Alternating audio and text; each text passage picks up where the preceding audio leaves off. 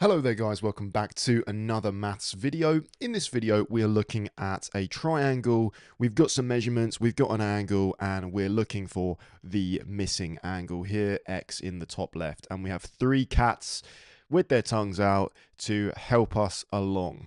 So what are we going to do? Let's evaluate what we've got here. You might be thinking, because we're not looking at a right angle triangle, you might be thinking, it's either going to be the sine rule or the cosine rule. We're probably going to use one of those.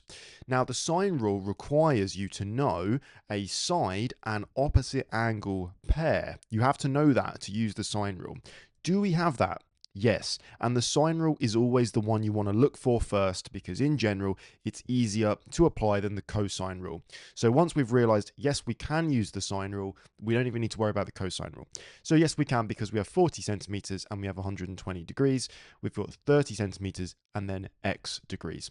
So the sine rule says that sine A over A is equal to sine B over B, where the capital letters are angles and the lowercase letters are the sides opposite to the angles.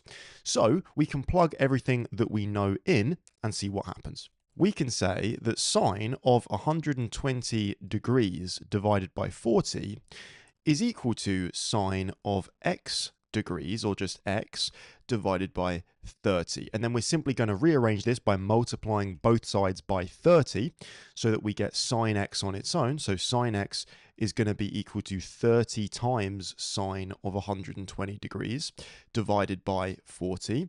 And then we can just get x on its own by doing inverse sine of both sides. So x is going to be inverse sine of 30 sine 120 degrees over 40. And that's a job for a calculator.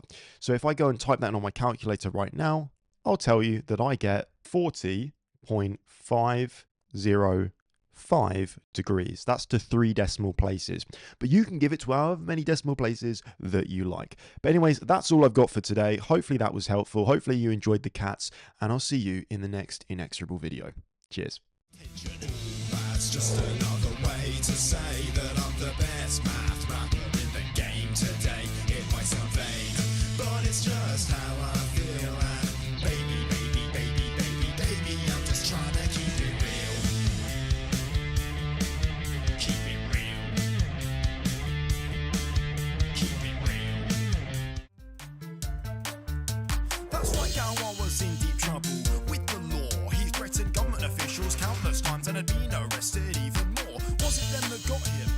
Was it someone else? Reality is we'll probably never know whose cruel hand that day had dealt. Mathematically analytical but also political. Why do you think Gowan's death became so historical? That was rhetorical.